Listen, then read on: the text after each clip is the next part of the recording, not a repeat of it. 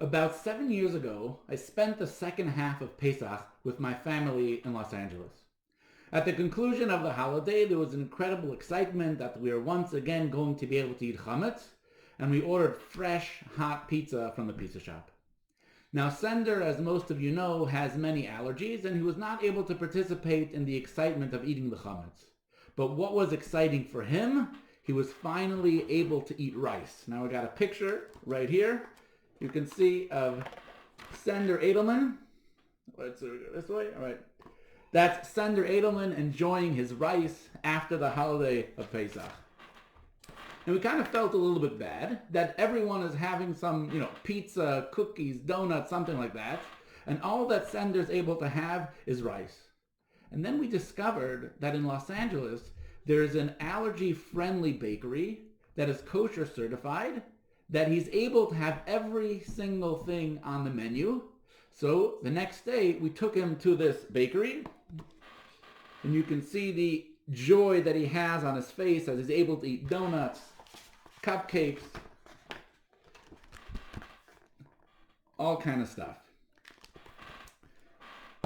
Now, the last time that we went to LA as a family was probably about 4 years ago. But we have since discovered that this bakery has a branch in New York that's kosher as well. So every time we go to New York with Sender, I certainly try to take him there. Now, how do you get to this bakery? I take out my phone, I open up my GPS, I type in the bakery, and the GPS actually tells me how I can walk to the subway station, which train to get on, how to switch trains. When you get out of the station, it tells you how to walk to the bakery itself. Now, why am I telling you this story? Very simply. When you know the location where you want to go, when you know the destination that when you want to go, and you put it in the GPS, and you follow the steps, you actually are going to get there. You're actually going to arrive. The same exact principle applies to the Pesach Seder. When you have a destination in mind, when you have a goal ahead of time, and you state it clearly, you're then able to follow the 15 steps of the Seder, and you will see that you actually can achieve something quite powerful.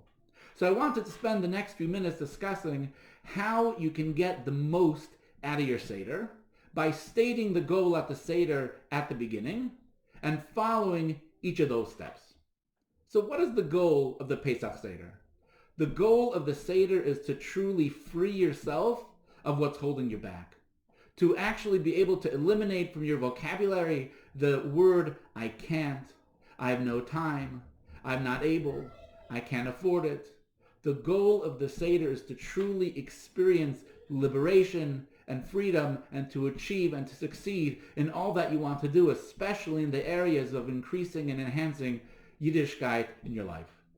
So we're now going to go through all 15 steps of the Seder, and it's critically important as we do this, that when you come to the Seder and you approach each step, that you actually verbally articulate the goal that you want to achieve for that particular stage. So we begin, of course, with step number 1 at the Seder, which is Kaddish. We pick up the cup of wine, we make Kiddush, and of course we recline, relaxing while leaning to the left. The word Kiddush means holiness. It means sanctity. So at this step of the Seder, we acknowledge that we may not be there yet. We're right at the beginning of the journey. We're only at step 1. But the first step is we have to bring Kiddush, we have to bring sanctity, we have to bring holiness in your life. Don't worry what else is going on in your life. Step number 1, do something positive, add an increase in holiness. Take upon yourself one more mitzvah. Maybe it's to light Shabbos candles on time on Friday evening. Maybe it's to put a new mezuzah in your house. Maybe it's to put on tefillin. If not once a day, maybe it's once a week. Maybe it's to put a few coins in the tzedakah box every day. Step number 1 at the Seder, stated, articulated while you're there. Step number 1 is Kaddish. We don't just drink the Kiddush, but pledge to increase in your life some positive action, some sanctity, some holiness, some mitzvah. Then comes step number 2. Step number 2 is Urchatz, where we wash our hands without a bracha. Washing our hands, right, symbolizes removing something from our hands. So step number 1 was to increase in holiness. Step number 2 is we have to remove from our life some bad habit. That doesn't mean we transform and change our whole life in one step. No, we're just at step number 2. It could apply to relationships. For example, not having the cell phone on when we're sitting at the table for dinner together with our family. Right? It could be removing some element of non-kosher food that you have in your diet. It could be removing some element of a violation of Shabbos that may be part of your life right now. The key is in step number 2, orchatz, we wash away. We try to eliminate one bad habit, one bad behavior from our life. Step number 3 is karpas, right? We take a vegetable, we dip it in the salt water. A vegetable grows from the ground. This reminds us of the earth. What is the earth? Humility. Because once we've added a mitzvah to our life, and now we've removed something from our life, we might get uncomfortable, right? We're messing it with our lifestyle. We're messing with our comfort zone. It might be uncomfortable. So in step number 3, which is the vegetable from the earth, we have to humble ourselves. We have to think it's not all about me.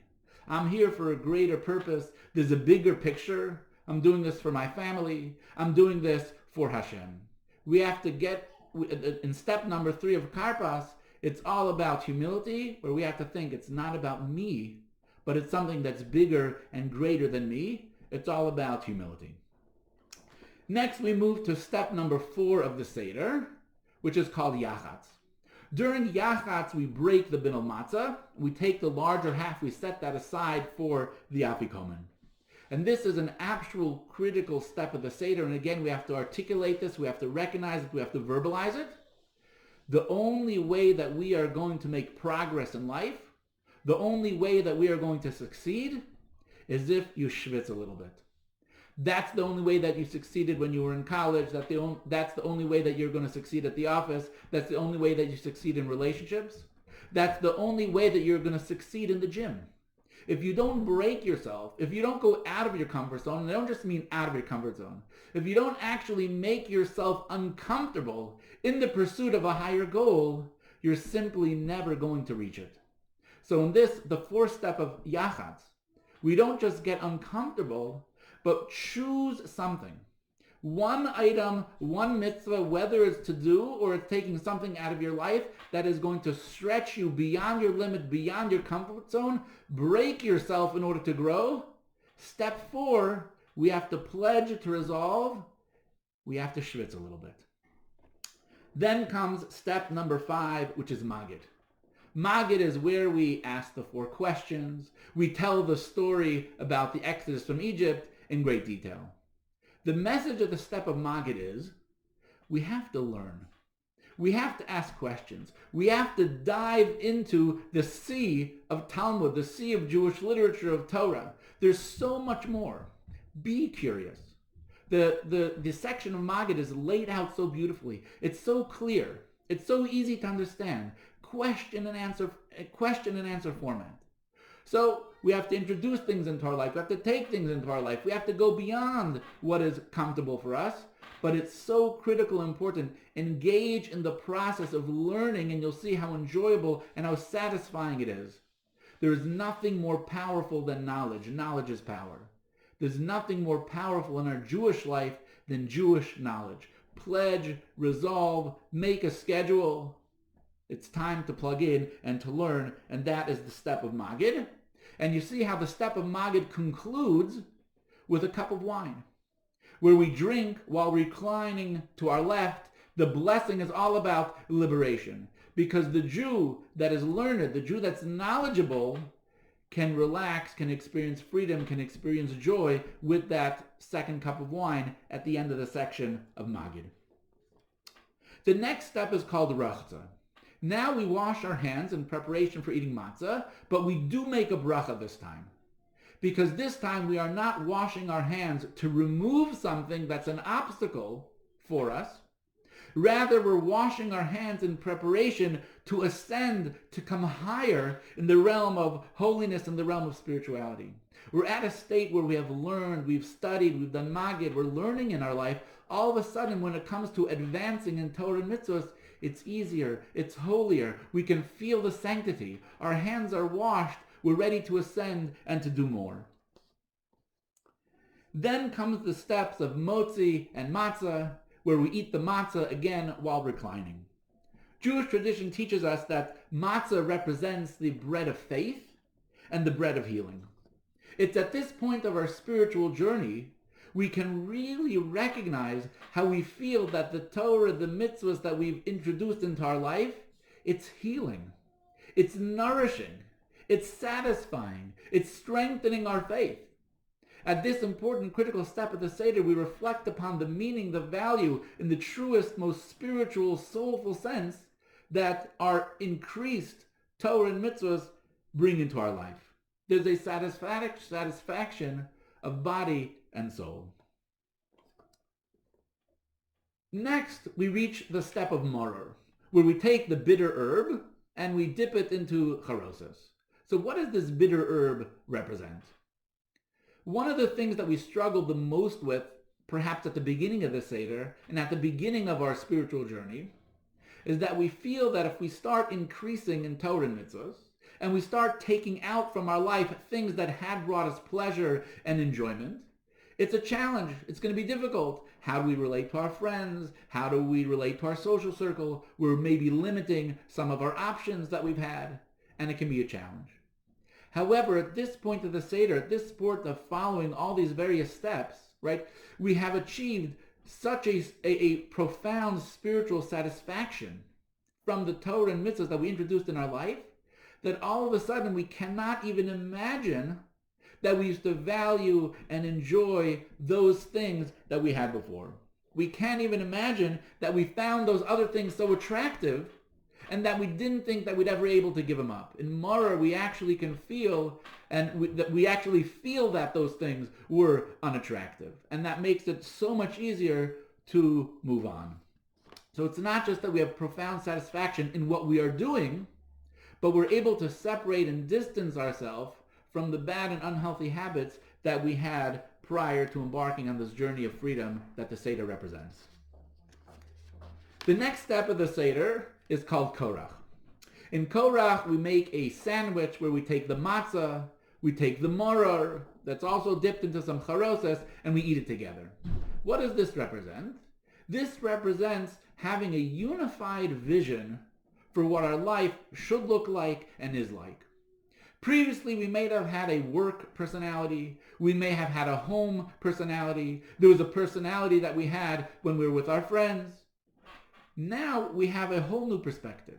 We have integrated all of the various elements and aspects of our life, unified into an approach of Torah and mitzvahs. There's a spirituality that permeates and brings together, that unifies, just as the korach sandwich unifies the matzah and the maror and the charosas, so too we have developed a healthy, holistic view at life where we're not spread out all over the place, but rather the same goal and values that we have can be expressed in family, can be expressed in work, can be expressed in our social circles as well.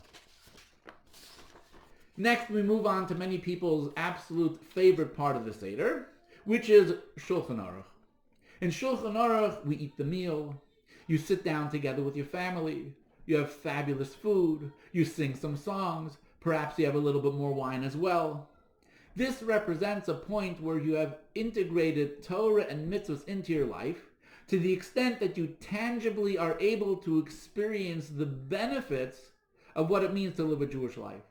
Just as during Shulchan Aruch you're sitting together with your family and you're having a fabulous meal, so too this stage, this step of spiritual growth is where your relationship with your family is beautiful. You're sitting down together. You're deriving true, real, phenomenal satisfaction, just as a meal would, from the Torah and mitzvahs that you have in life.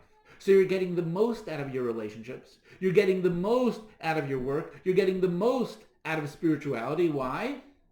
Because you truly have integrated Torah and mitzvahs in the most healthy way, following again these steps of the Seder. Shulchan Aruch is joy, there's happiness, there's pleasure that comes from all the most valuable things of your life, that are illuminated by the Torah and mitzvahs that you have integrated. The next step is tzafon. The next step is where we eat the afikomen again while reclining. The word afikomen actually means dessert. Now, what does this represent? We know that in life there are things that provide us pleasure, that provide us joy, that provide us real satisfaction. The stage of eating the afikomen, of tzafon, it represents when we recognize that the truest pleasure, the greatest joy, the greatest satisfaction that we have comes from the spirituality that we have in life.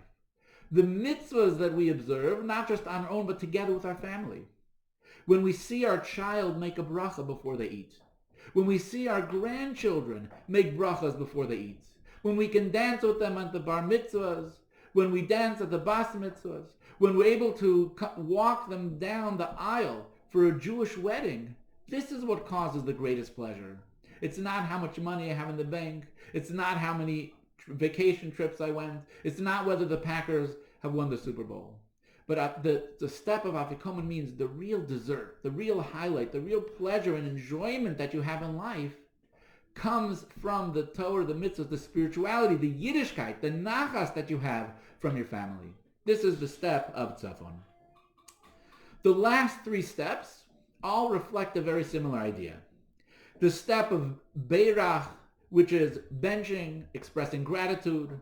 The step of Hallel, the 14th step, where we express our thanks and praise to Hashem. And Nirtza, again, which reflects thanks and praise to Hashem. In the works of positive psychology, it's stated that there's no more effective thing that a person can do than to verbally express acknowledgement and thanks. So at the conclusion of the Seder, the last three steps, which happen to be my absolute favorite steps of the Seder. You've eaten already, you've drank, you've had matzah, you've done all of those steps. And now you can sit around the table and sing. You feel liberated, you feel free, there's nothing holding you back. You're completely and totally plugged in, and you can open up your mind, you open up your heart, you open up your soul, and express true gratitude, true thanks for the blessings that God has given you, and to the family that you're surrounded with, and you truly sing in joy. At this point of the Seder, the goal, of course, is you have eliminated from your vocabulary, no, I can't, no, I don't have time, no, I can't afford it, and so on. And at this point, hopefully you are a new person, right? You are a liberated person. You are an empowered person because you have pledged and you have resolved to introduce new mitzvahs into your life, to take away bad habits that are unhelpful and unproductive in life. You're diving into learning. You're setting up a schedule. And this is going to allow you to ascend and to go higher and higher and deeper into introducing more elements of Torah mitzvahs in your life, which is going to result in the greatest possible satisfaction and pleasure physically and materially and in every way. So I hope that this has helped you and you will utilize this information to really get the most out of your Seder, and that you'll truly feel liberated, and then we all merit to sit together at the Seder next year, L'Shana Haba B'Yerushalayim, together in Jerusalem with the coming of Mashiach speedily in our day. Amen.